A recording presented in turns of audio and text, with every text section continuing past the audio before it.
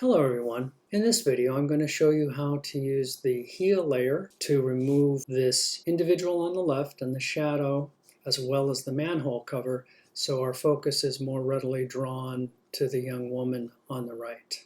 So the first thing we want to do is to make sure that we're on the exposure tab or a tab that displays the layers tool. If the layers is collapsed, click on the little triangle and expand it. Next, come down to the plus, hold down, and choose New Heel Layer.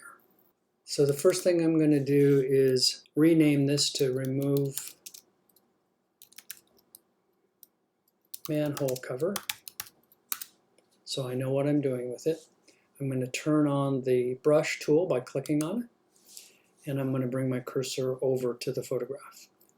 Now you see the brush tool. If I right-click, it'll bring up the brush settings and I can adjust the size. And I find that often having a smaller size in a brush gives me better results. I set my hardness to 50 and I leave opacity and flow to 100%. So the first thing that I want to do is I want to tell Capture One where I want it to draw the pixels from to cover the manhole cover. So I'll hold the Option key down on the Mac or the Alt on Windows and I'll click. And that'll give us the little source dot that shows me where those pixels are coming from.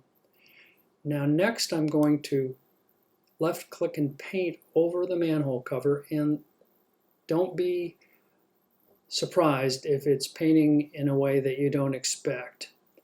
Now the next thing we're going to do is we're going to go to the keyboard and we're going to press M for mask to turn the mask on so that I can make sure that the manhole cover has been replaced. I'm going to add a little bit right here.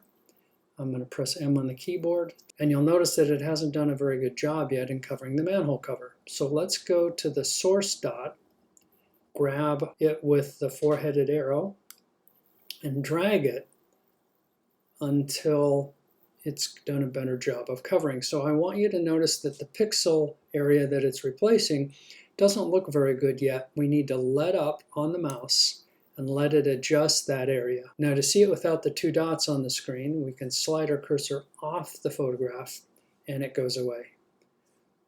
So we've got the manhole cover.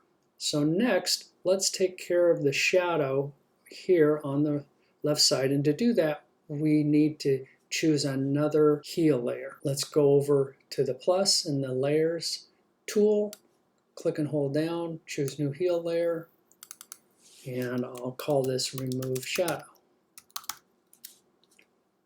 I'm going to leave the brush the same size. I'm going to option click or alt click to choose the source area for the pixels, and then I'm going to paint over the area that I want replaced. I'm going to press the M on the keyboard to show the mask, and I'm going to paint over the areas that I missed, hide it, and again I'm going to grab on the source dot, I'm going to drag it up and move my cursor off the photograph to see the results. So now the last one is removing this person taking the photograph on the left. So once again, back over to the layers tool, click on the plus and hold down, choose new heel layer, and we'll call this remove person on left. I'm going to leave the brush the same size. I'm going to hold the option key down and click. I'm going to paint over the area. Now, if this is too confusing because of the way that it's painting, we can always press the M on the keyboard to show the mask, and I can continue the process that way. There is no right or wrong on this, whichever works best for you. And I'm going to hide the rest of the area I want healed. I'll let up, press the M on the keyboard again, and once again we're seeing that it's not doing a very good job initially. So we're going to click and drag the source point, and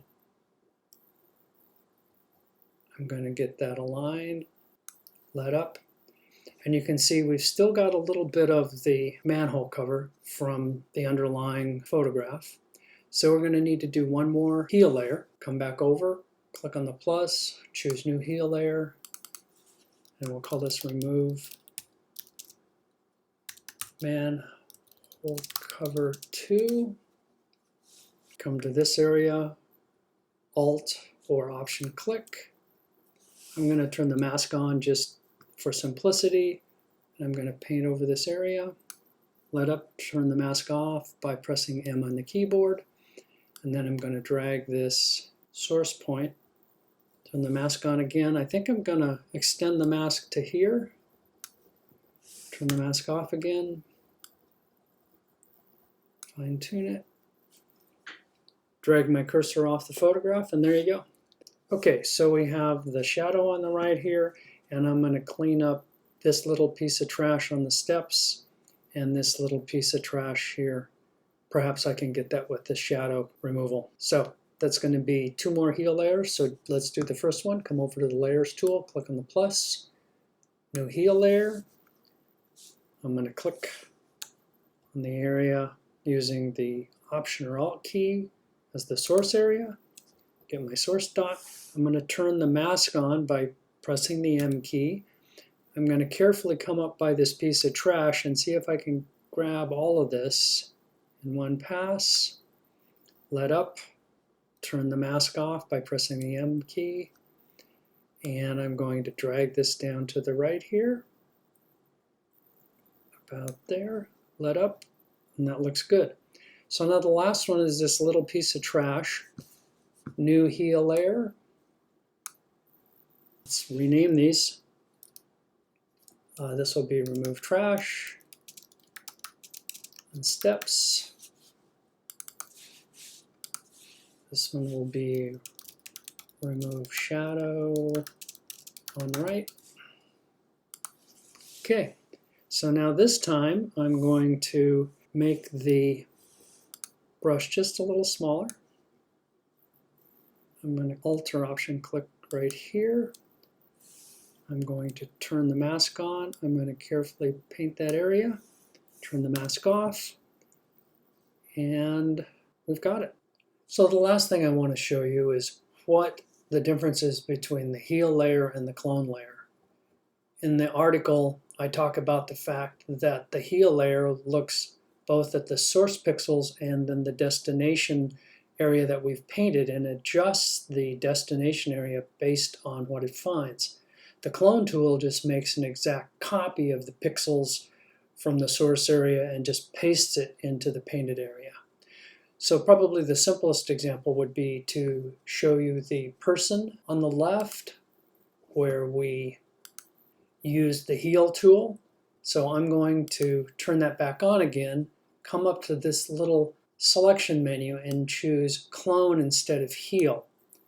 And you'll be able to see the outline of the mask. Whereas when we switch it back to heal, that goes away. So that's the reason that I typically will use the heal tool rather than the clone tool.